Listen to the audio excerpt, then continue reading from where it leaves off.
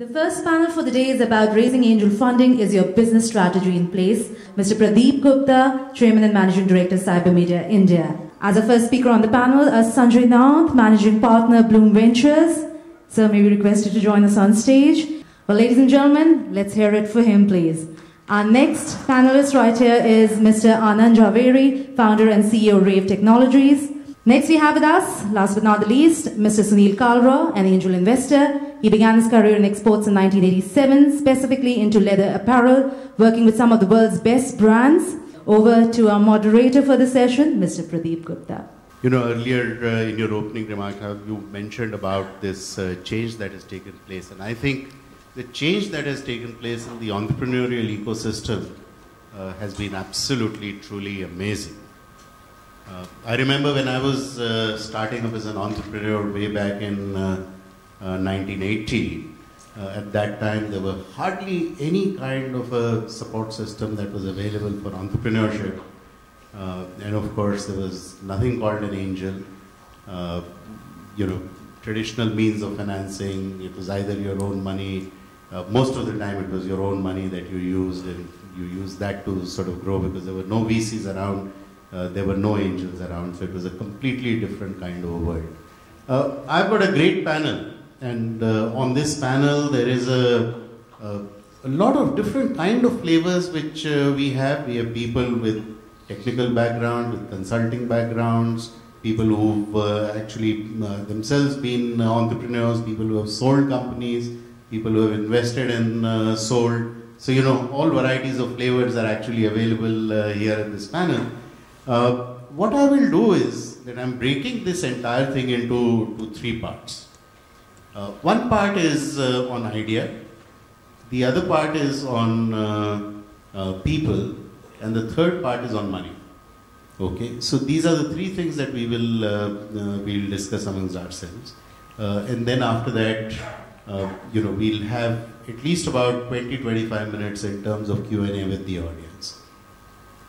So let me start, and Sanjay, perhaps I'll start with you. So if we look at the first area of ideas, is there a change that has taken place in terms of ideas that are now coming as compared to what the ideas were in the past?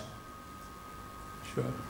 Thanks, and good morning to everyone.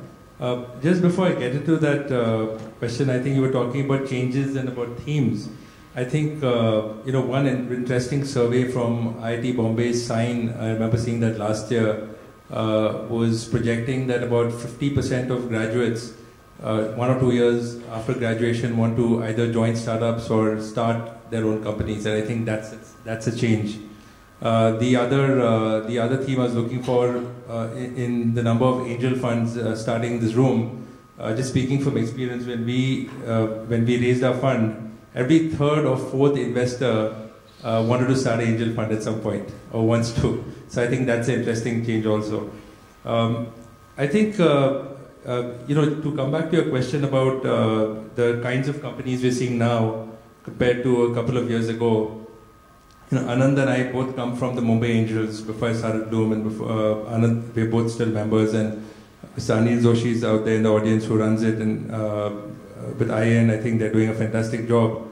Is that, I think 2-3 years ago, we weren't seeing as mature and as sort of accomplished entrepreneurs. We were seeing people straight out of school, maybe with still proof of concept ideas, because there weren't as many incubators and accelerators also at that point. I think today we have the benefit of having incubators, accelerators also that are providing a good role and helping these companies come through their filter and then coming to us. That's one. And I think we're seeing a lot of, we're seeing a greater risk-taking ability from entrepreneurs who are, you know, who pursuing a corporate career and then getting out and starting companies. So I think even the maturity level of entrepreneurs itself is a change. And I think in terms of ideas also, you have the sort of Me Too or copycat plays of, you know, what's happened in the US, like a Groupon in the US and a Groupon for India.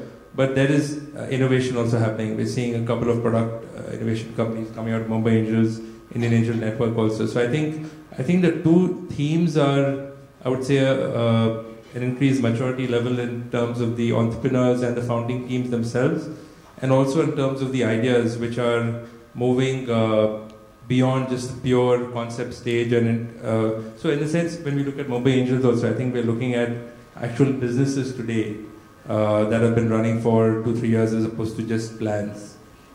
Okay, so more mature kind of plans coming. Anand, what exactly do you look for when you're looking at, in terms of ideas? What sort of areas, what sort of, would it be primarily to do with technology? What really are the kind of ideas, innovation, what sort of things would you invest in? Thanks, Pradeep. Great question. When one starts looking at the entrepreneurs who are presenting to us, and we see a number of different ideas. One thing, first of all, that I bear in mind is that since we come in at a very early stage and our ability to fund is limited, to maybe about $250,000, $500,000, it's important that we can see that an idea that we fund is able to generate enough value with the kind of money that we are looking to invest. So that $500,000, $250,000 should be able to make a sizable difference to that business. So because of that, you can call it constraint, you can call it limitation that we have in terms of funding. What that tends to do is we tend to look at businesses which seem to have more technology orientation to them. Purely because I think with that kind of funding, technology businesses can actually get quite a way up the ladder with that level of funding. So they're either technology businesses, pure tech businesses, or tech-enabled businesses. And of course, with the mobile platform and the cloud platform becoming as ubiquitous as they are, certainly I've tended to find many more companies who have presented and have successfully got funding on these platforms. Okay. And Sunil, are you also seeing, over-grooming taking place? The way it happened in, let's say, our Miss India contests, where, initially you used to have beauty and a lot of natural flair, and then it started moving into very, very, sort of factory-produced beauty. So is that sort of the thing happening with, all the ecosystems coming, the mentors and so on? Thanks, BG. And thanks for giving me the best question. Yes, I think it's overdone. So if you prepare a business plan, and if you use Google format to do your business plan, I will certainly see it, right? Because I see enough of them. We look at an idea, over-grooming you will present by rote. When I evaluate an investment or a company, I'm certainly looking for a lot of passion and a lot of originality. The business idea just has to be really, really solid. And Anand mentioned on it, and I think for me, it's very, very important to see that the entrepreneur knows exactly how he's going to monetize that idea. Because if they don't have a revenue model in mind, it should be a predictable revenue model, it's not going to work. At the end of the day, raising angel money will only get you so far. And unless you can make money out of that money, that's not an idea that I would have a lot of interest in. Right? So it doesn't have to be that pretty, because we all know that beauty can be admired from a distance, but when people get married, they look for other qualities. And I think when we invest in businesses, we look at different qualities. Thanks, Sunil. Let me move on to the question about teams. And this time, let me start with you, Anand. So in terms of teams, I think every book on entrepreneurship says that the most important thing that people look for is the team, right? How great the team is. Can you sort of, define the outlines of what really is a good team? Well, I think the most sort of overused word, but also the most important word that people look for in the team really is passion. And when I say passion, what I really mean is, really blind commitment to the will to succeed, passion in your area of interest, whatever it might be. Because we know that early stage ventures go through severe roller coaster rides, ups and downs, and all sorts of things are thrown at them from time to time. So it's really the will and the passion of the founder and the founding team that is able to cut through all this madness and make sense out of it. So that, according to me, is very key. I think having a passionate leader, therefore, is of vital importance. But of course, one person is not a company, and therefore that ability of the leader then to attract other passionate people and a coterie around them becomes absolutely crucial. So not only does one look at the passion, but also therefore the ability to attract excellent talent around the passionate leader. So how do you measure that passion? Good question. It's a difficult thing to do, and we've been grappling over this as part of our thought process as we select companies as part of Mumbai Angels. And initially, we would just look at a pitch for about 20 minutes. And then we got a lot of feedback from members saying that 20 minutes when you're on stage making a pitch, feels like a sales pitch, and you're not able to really get the sense of the entrepreneurs. So now what we do is we actually have more detailed sessions that sometimes last up to an hour or two, where we have a group that's really grilling the entrepreneur or the team over a couple of hours. And I think through that process, one gets a better sense. So I don't say I have a handle on it in terms of a number, but really through the interaction, which is more personal, more one-on-one, and by asking all kinds of questions that are thrown by groups of people, you start tending to get a sense of how passionate they are, also how knowledgeable they are about the subject. I think the two are related. Okay, so essentially, the aura, the interaction that takes place, and therefore on the basis of that you are able to get some sense of where they are. Sunil, complementarity of the team. Now at the angel stage, when you're still talking about, raising under $1 million, do you expect that there will be a complete team, or there may be some holes in it, and there may just be technical skill and may not be marketing skill, because you're still making an investment of 1 crore, 1.5 crores, and later on you can augment that team with other team members. So what are the differences between how a VC looks at a team and how an angel looks at a team? So this is a topic that one could really spend a whole day on. And I think that Anand has also said that the person or the group of people that are the founders of a company must have either a complete team or an identified set of people that they're going to go after, or should have the ability at least to be able to attract talent. And they must display that very, very clearly when they present an idea. Because it is a fact that standalone nothing can happen. And I can cite example upon example upon example of people that were unable to scale or unable to succeed simply because their team wasn't there. So the value of the team is well known and well established. How do you create it? Right? So I think distribution is a huge theme. So if an entrepreneur doesn't have a complete team, but knows that there are a few people out there who are within reach, they must also show a willingness to share some of the goodies that might come with that team to be able to attract that talent.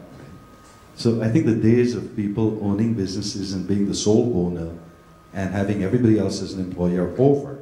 So I think there are lots of signs, there are lots of indicators, but I think that after the idea, if I'm not satisfied with the team, I would not engage with the startup any further. Sanjay, these days there is a huge premium on ethics and so on as far as teams are concerned.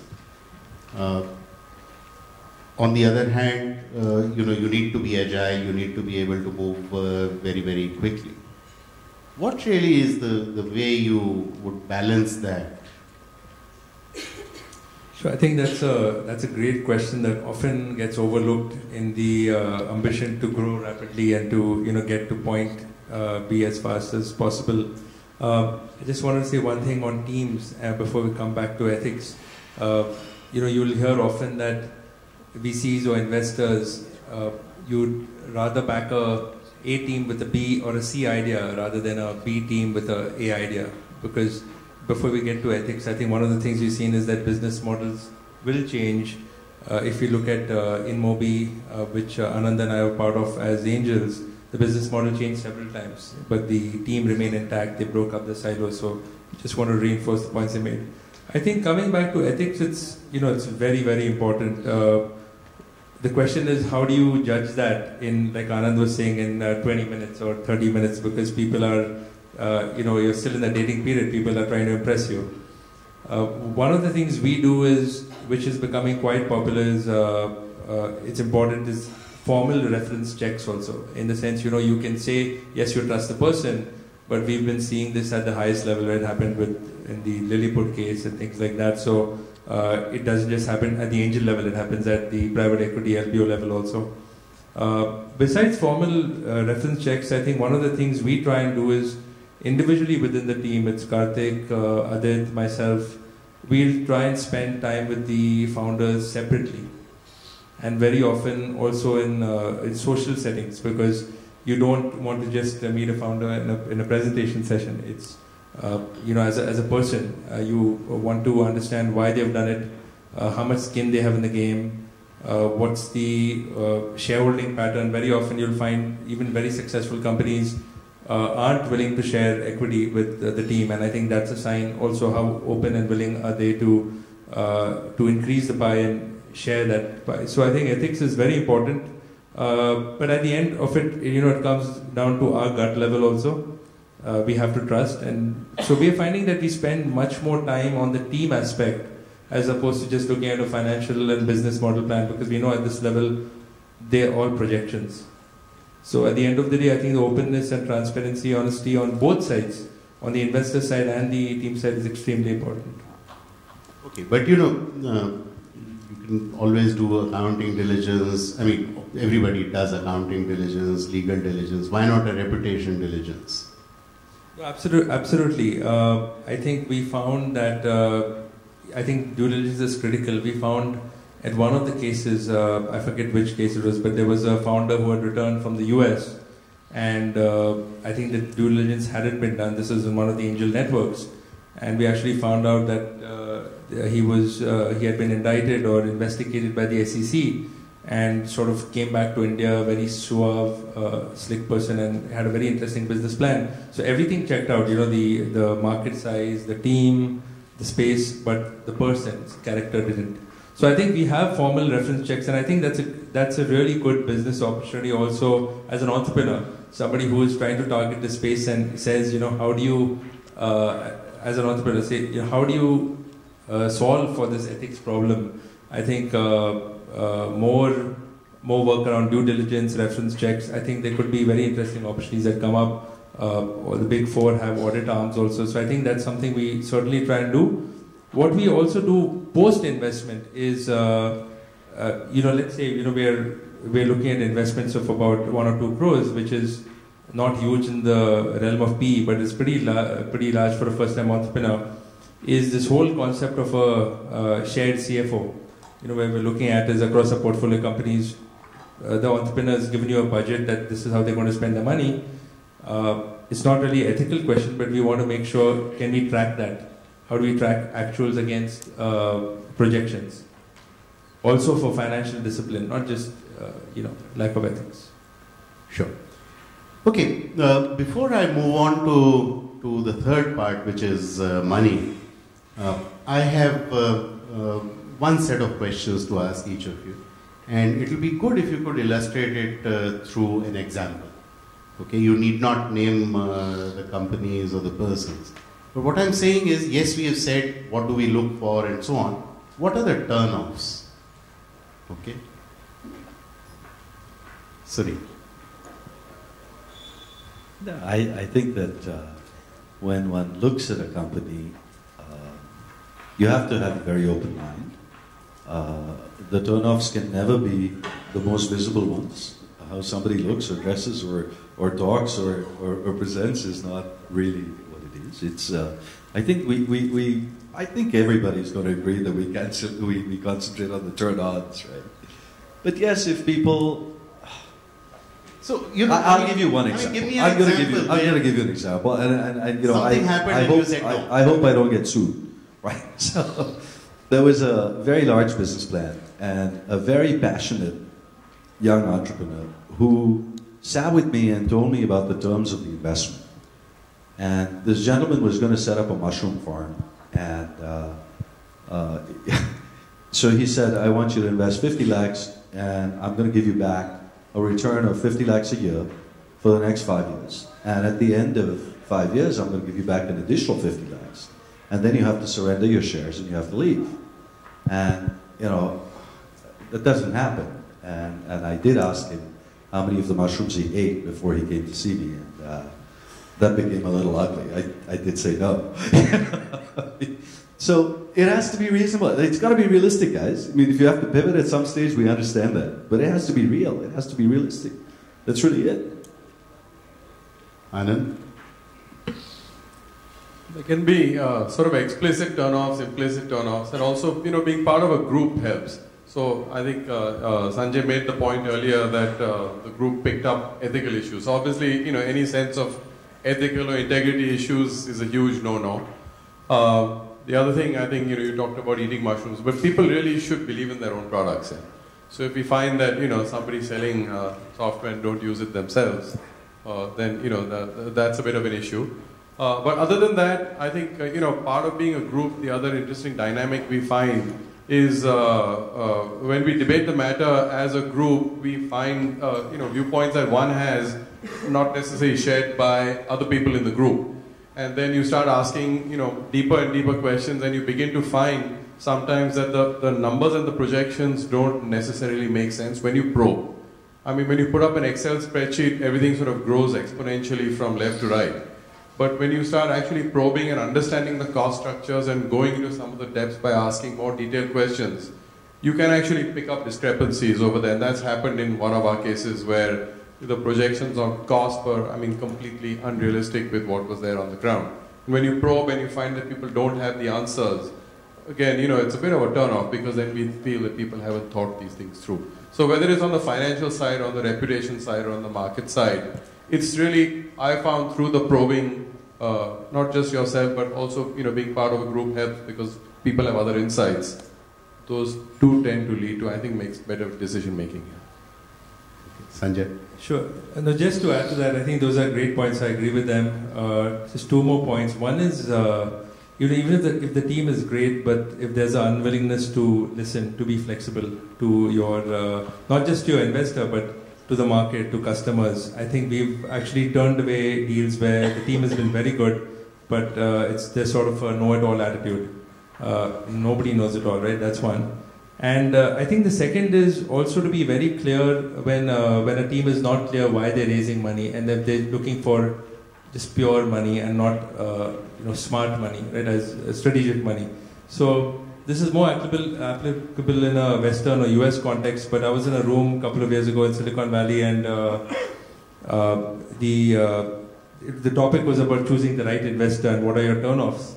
And he went to the room, and this is more, again, applicable American context, and said, you know, how many people are married in the room? And about half the audience put their hands up. And he said, you know, in the US, your choice of investor is more important than your spouse. Because in America, the average marriage lasts for 5 years. And in India, so does the average investment. And in India, the exit or your partner is going to be there for a longer time. So I think not being clear about why you are looking for a partner. I mean, we're talking about partners. This is like a marriage, right? So it's much more than just money. Okay, yeah, so that brings me to perhaps what we can do is before we come to the money on what we have discussed, maybe there are some questions and let's spend about 10 minutes of Q&A and then maybe we can come to the money part. My question is from Mr. Anand. What are the bad experiences you have ever faced and why did it really happen at the first place? And what were the lessons which you learned from those experiences? Please, if you could share that. Thank you very much. Actually, not too many bad experiences, I would say. But I think one point Sanjay brought up earlier is at the evaluation stage where we found issues with the reputation of the entrepreneur. So I would say that that could be classified as a bad experience. Post-investment, the only sort of negative that I have seen personally is where we had an issue amongst the promoters, amongst the founders. So the company was actually growing, doing well, and then ironically, when things are going well, we found that there's substantial difference of views between the co-promoters on which direction to take the company. And that actually led to probably things slowing down for maybe a year and a half until one of them decided to drop out and the company sort of back on track. And the other experience I've been involved with also has been where the company had almost 8 or 9 founders and they pretty much split between the two groups with completely differing views on how to take the company forward. And again, it was in a scenario where the business is actually doing well. So it almost seems like the alignment of ideas of the leadership team becomes an absolutely critical aspect because the money was in place, the business was in place, the teams were in place, customers in place, business growing, but big differences of opinion on the leadership on which direction to take the company. How do you see an exit strategy in that kind of a case? And do you have any regular cash flow models like dividend payouts or maybe a buyback arrangement in terms of all legal stuff into place? So and, can we just hold on to that? all right. That exit and valuation and all of that, I wanted to do it in the second round. Okay.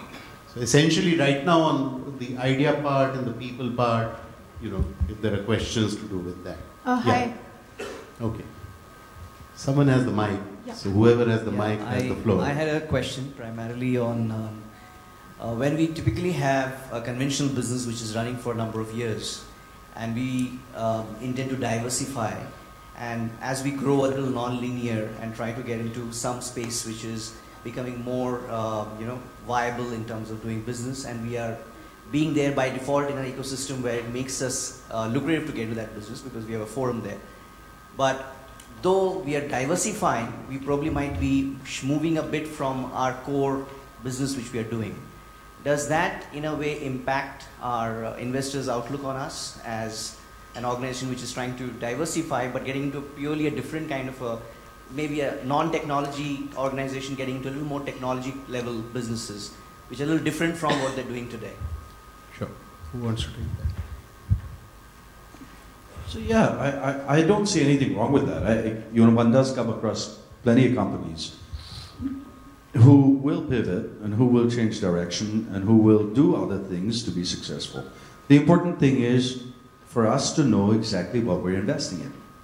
So if I'm going to invest in a business that you're going to start on the side and put in 10% of your time into and then spend 90% running a business which is very profitable, that's not a fair arrangement, right? So as long as I'm convinced or an investor is convinced that your mind and your attention and enough resources are available to grow that business and the idea is sound, I don't think it should be a problem.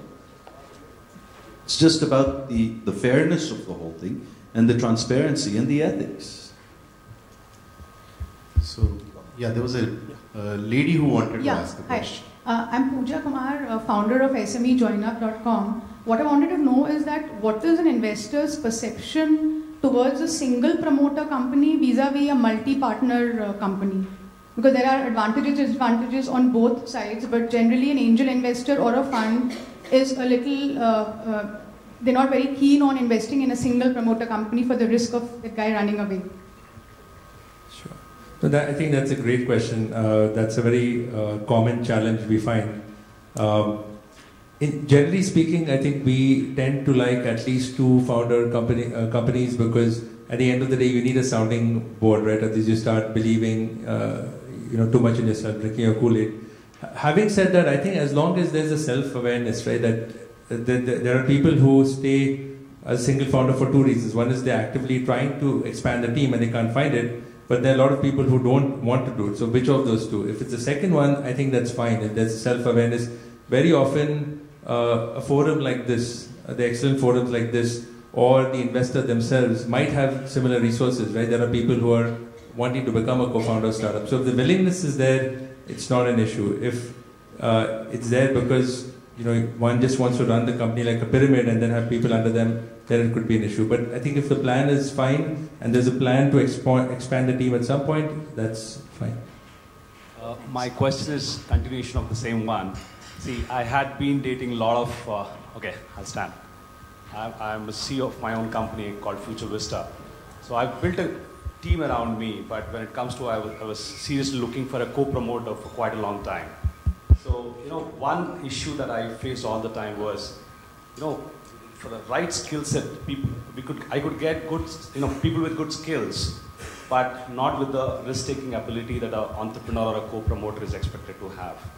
Now, guys come in and say that, this is the kind of money we are looking right up front.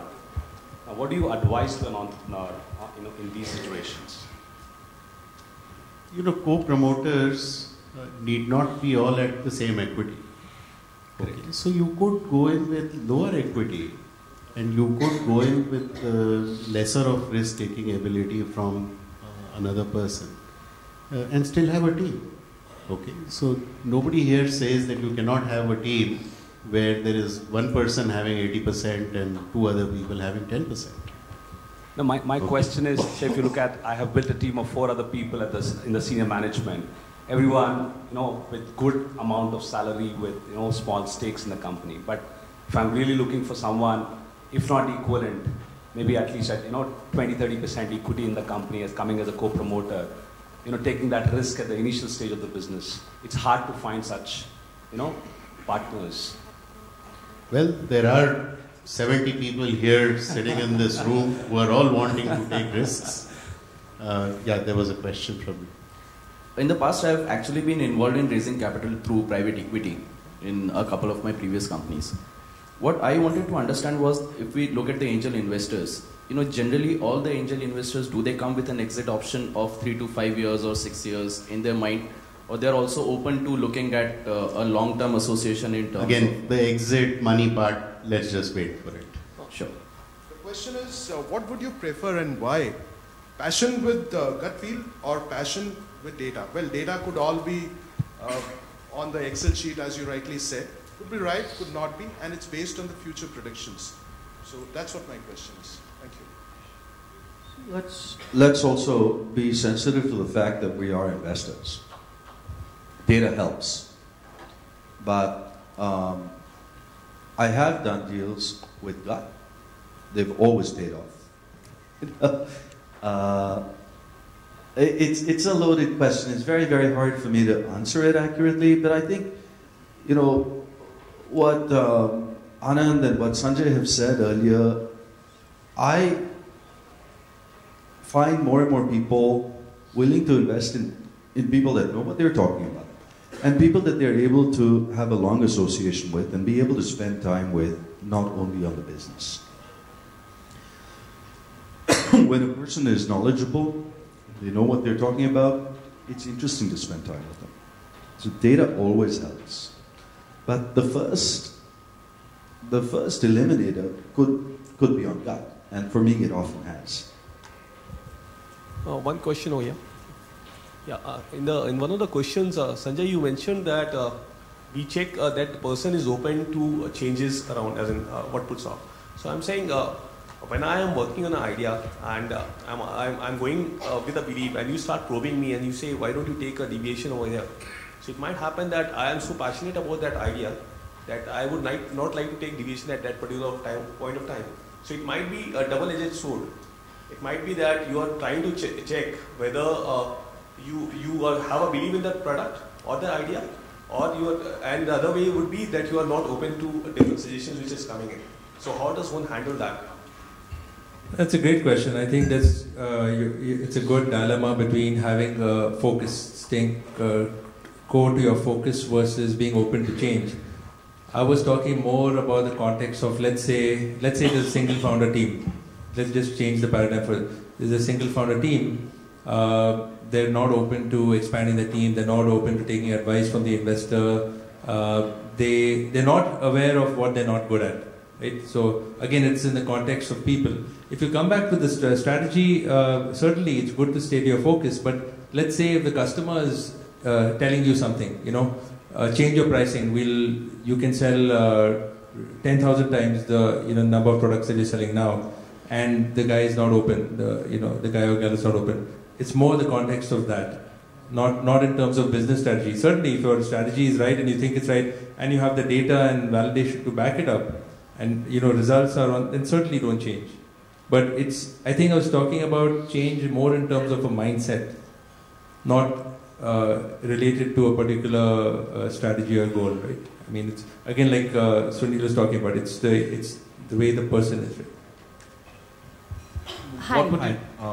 I have it. Hi, my name is Shipali, and my question is, what do investors feel about businesses which will become profitable after a couple of years, 3 years, 4 years? They have a plan. It's maybe doesn't exist in the market right now, and the margins are low in the business, and the profits are going to come only when it becomes scalable. And Anand, you want to take that? Hum honge kamyab ek din. Actually, to my mind, those are some of the most interesting business plans that one looks at. Clearly, there has to be a story. The scalable part of the story has to be credible. You have to be able to sell that aspect of it. So I don't think that as an investor, I personally or the groups that I've been involved with are shy of taking bets on companies that make losses in the first few years, because we find that if a company is really pushing and trying to grow very fast, that's bound to be the case. Your cash flows will be heavily negative for the first few years before you start making money. I don't think that's the worrying part. The worrying part is the story, the scaling part of the story. Because frankly speaking, as an angel, you can only take it to step 1 or 2, at which point you've got to hand the baton over to a VC or a PE who can then start pumping more money into the company. And if the company is going to be cash negative for the next 3, 4, 5 years, you absolutely need a Series A and a Series B, potentially Series C, before you can start making money. That means you have to sell your story to many other groups of people who are going to pump in a lot more money into the company. So if the scaling aspect of the story works, if the product is new, if people believe that it can be different and create a market for itself, then I think those are the most exciting companies that I would look at personally. I'd just like to add to that in some of the cases, let's suppose it's in biotechnology where there is a longer gestation period. Perhaps go to specialized incubators which are available, where you can spend the first few years, and then after that, once the product is ready, the prototypes are ready or something, and then after that it can be taken to the next stage. So you can look at a two-tier strategy also. Okay, no more questions, because we will come back. We will come back at the end for more questions. But let me move to the other part, which is the money part. So let me start this time with Sunil. And Sunil, let's start by saying, how did you raise your first money? Okay, this is a question to all three of you. So, I went to my grandfather and I said I wanted to start a business. And he said, go get a job. So So then I talked to a couple of friends, and we pooled in the money that we had and took the risk. I have never raised money for my own business because for me it was very, very clear. I was in a manufacturing business, and I knew that I had a product that I could sell and make money off of it.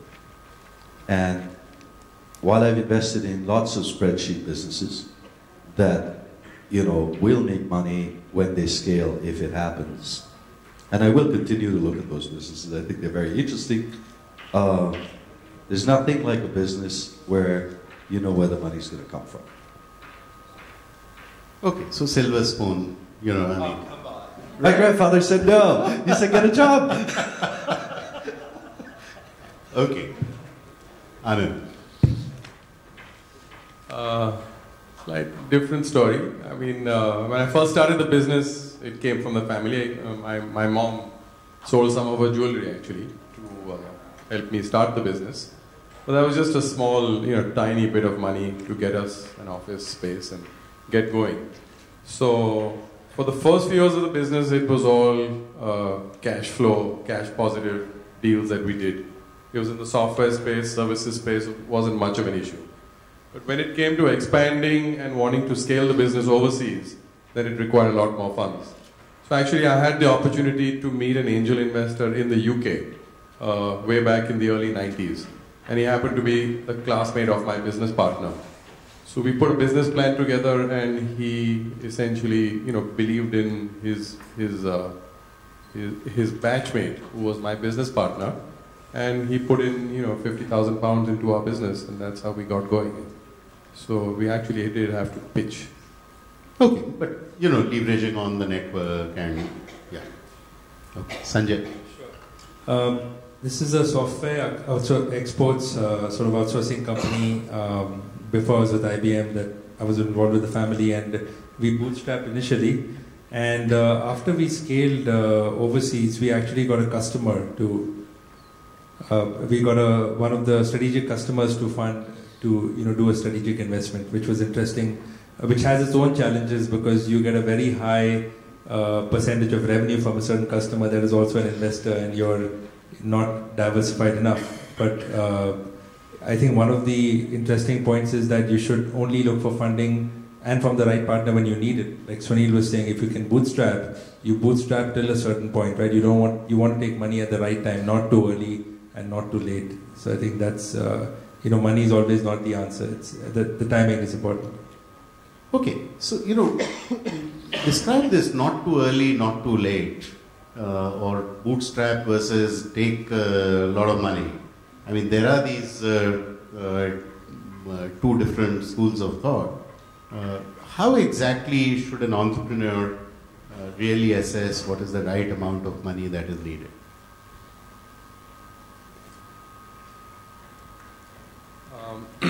It's a good question and a very tough question, and I think it's a very personal decision. I'm sure everybody's heard the term, big fish in small pond and small fish in big pond. And I think that's exactly the dilemma that entrepreneurs face. So one is a personal issue because certainly in India, traditionally businesses are all about ownership, about control. So with a lot of entrepreneurs, there's a mindset that I need to really control my business. But if you're looking really to grow your business fast, and if you see that your market is large and you have an opportunity to become, the big daddy in your space, then certainly from an investor's viewpoint makes a lot more sense to scale the business as rapidly as possible. And that means taking a lot more fund and not worrying so much about this issue about equity, control and all that. Scale, scale, scale, grow it up. It's the total value of the business that if you can convince yourself will be worth much more. So if I own 10% of $1 billion, I'm still worth 100 million versus 100% of 50 million. That kind of thing. Sunil, the other art in this entire game is valuation. Okay. So how does an entrepreneur sort of, work out what is the valuation and so on? See, an entrepreneur, in my opinion, has to concentrate on his core business. And an entrepreneur really should do as much research into whom he's trying to raise money from, what they've done before, what value they can add, and then come to, whether it's a VC or a PE or an angel investor, and then approach people to raise money. Because it is a partnership of sorts, right? It's an alliance. No alliance is going to work if it isn't fair, right? So the expectations, you can't read a journal from Silicon Valley and just translate the numbers and say, oh, I'm doing a non-convertible round at a pre-money valuation of $20 million. That doesn't happen, right? So it's how the money is going to be used. But I guess a thumb rule from an angel perspective or from an investor perspective is, I'm going to take risk, I'm going to give you the money. It is well known that some of the investments that we make do go under, right? So we lose a lot of money. And therefore the ones that succeed have to cover up those losses, because I'm not going to carry the losses on my books for years and years and years to come. So I think that an investor will always go in with saying that, look, times are very, very risky. Maybe I should be looking at a return of 36% compounded year on year from the investments that I make. Now, an entrepreneur is going to say, I'm going to give up as little as possible. So if it's only a money transaction, guys, go to a bank or bootstrap or go to your family and take it, right? But you really have to go in with the spirit of fairness. But I think that you've got to start to concentrate on working with investors in a spirit of partnership, but also making sure that they give you back a lot more than just money. And then the whole thing becomes fair. And what sort of are there sort of limits in terms of you will not take a percentage lower than this, or you will not take a percentage higher than this? No, yes. So if you really go through a mathematical formula and you go through spreadsheets, then there are going to be multiple rounds of funding, and then everybody's going to start to look at it that way and say, look, management control in so many percent and absolute control in so many percent. I'm not investing in any company that I have to sit and run. We know of one company that we invested in that got diluted and we owned 100% of the shares, and that's not a great situation, right? And so we gave it back to the entrepreneur and said, look, this isn't what we intended to do. Please run the company and make something of it, right? So I don't think that, but yeah, I think that at an early stage, an entrepreneur should be prepared. The Valley model has been, 40-40-20 for a long time. It's changing now. I think an entrepreneur should be more than open to give up between 20 to 40% of their company when they go in for funding. 20 to 40%. Okay. Sanjay, in terms of, and in fact some questions that come on that, in terms of what is the sort of time period of investment, how do you look at the exit side, what are the different options? I just wanted to add to Sunil's point about the 20 to 40, he's absolutely right.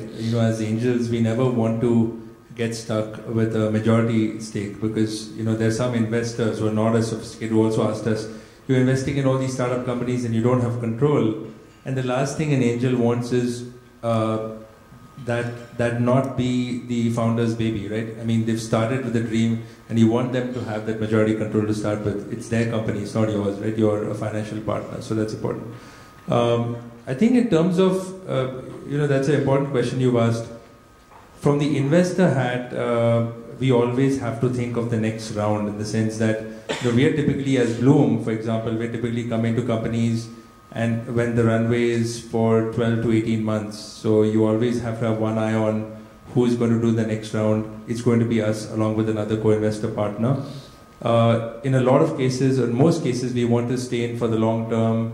If you look at angel investments of Sunil's, or in our case like in Mobi, that's a long-term investment. Having said that, I think at some points on a case-by cases, it's sometimes not a bad time for angels to exit for multiple reasons. A, you get diluted as a group to a fairly large extent. Secondly, you've come in so early and you've added a lot of value, and after some point, there are bigger partners that come in. But I think generally angels, like Sunil and Anand were also saying, have come in not have also come in for the passion, right? I mean, they've come in to make money. They've also come in because they like the entrepreneur, they like the idea, and they've not just come in to flip it and to get rich quick. So I think with angels, there are less rules and formulae.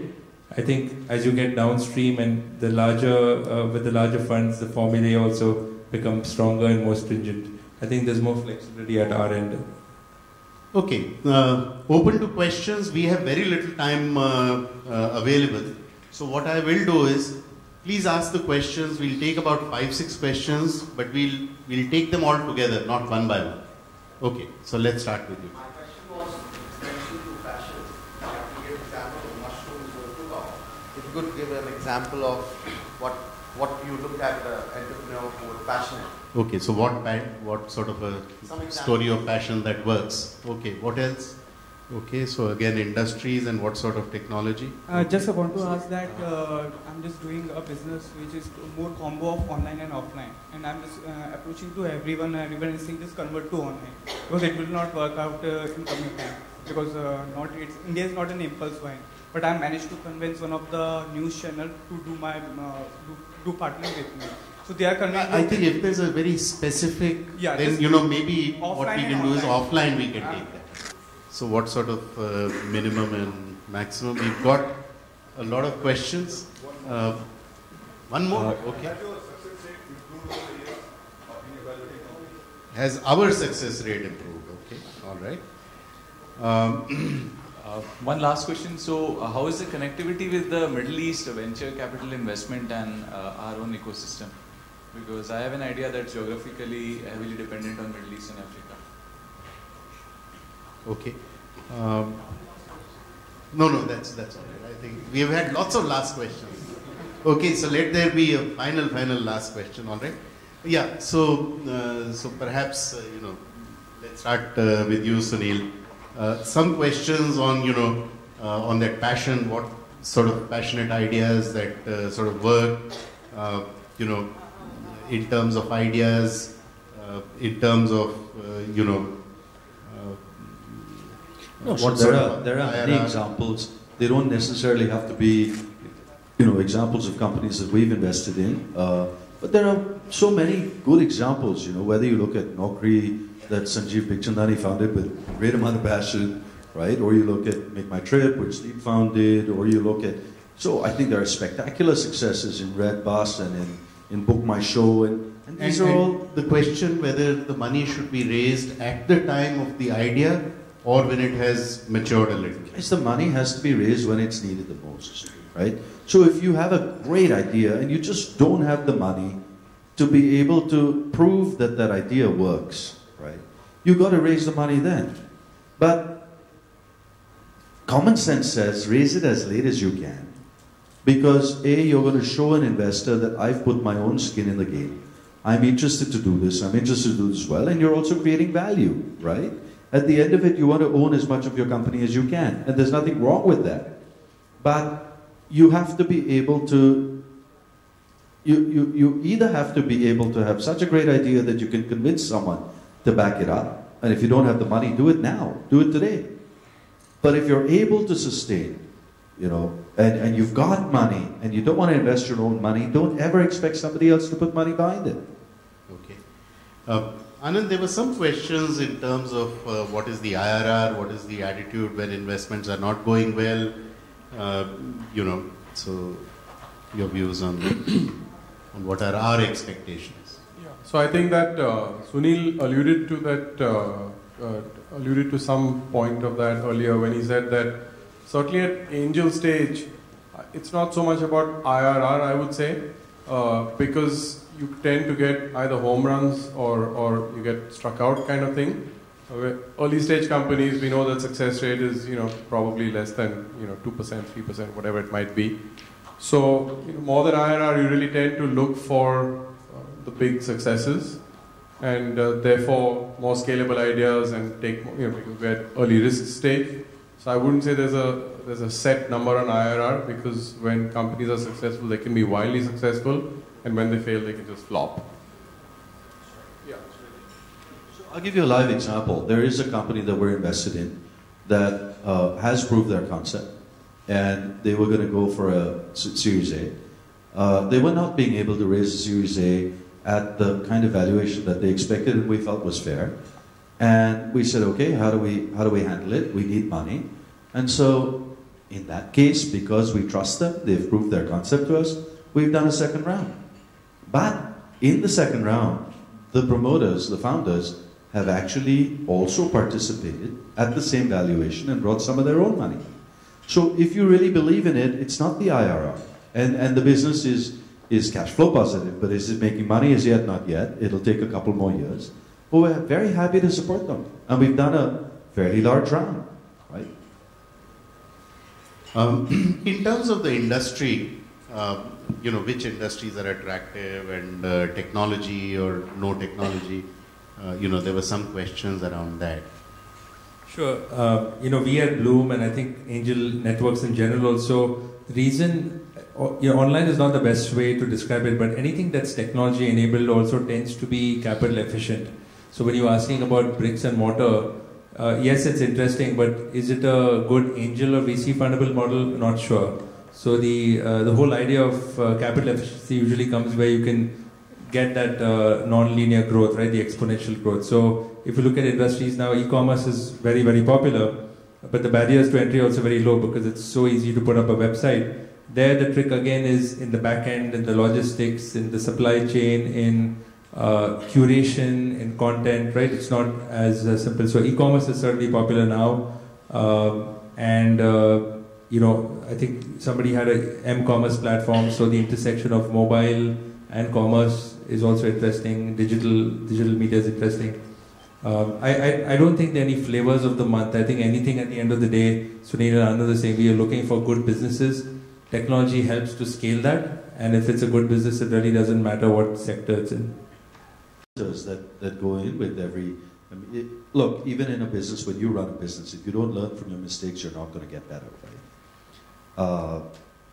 In the old days, that's why we had tests. So there are deals that I've lost money in, and they have taught me lessons, and there are filters, and yes, I think overall, I'm very happy with the portfolio I currently hold. By what percentage are you beating the market? A lot. A lot? Anand? Yeah, I think when I first started investing 5-6 years ago, we saw less number of deals, but I also think that we saw very high quality deals. What I'm seeing now is because the whole ecosystem has grown to the size that it has, and as was said at the start, that many more people now are aware of angel funding. We're seeing a lot more business plans than we ever did before, but we're also seeing the quality drop, so the filtration process become that much harder. So I don't really have a number on success because I still think that we're in the early stage. I'm still in the investing mode, and although there have been some early exits, a lot of them are still playing the game out as we speak. So I would reserve judgment on success rates for another few years. When we're back here, maybe 3 years from today, I can talk about that better. No, I'd echo that. I think, as people say that the more often you do something, the luckier you become. I don't know if that's a success rate. One of the things is that if you go to Silicon Valley, one of the sort of criticisms or the feedback, constructive feedback you get is that there haven't been the number of examples in India. You've had Make My Trip, now you have Flipkart, you have InMobi. I think that's changing. 3-4 years ago, you didn't have role models. I think the founding teams of a lot of these companies have become role models today, so that's changing. So I think the industry as a whole has perhaps become a little more successful in backing the right teams at least. It's still early, as Anand and Sunil is saying. People have raised large Series C rounds, Series D rounds. Is that a sort of success? Sure. But I think it's still early. So early stage is still early.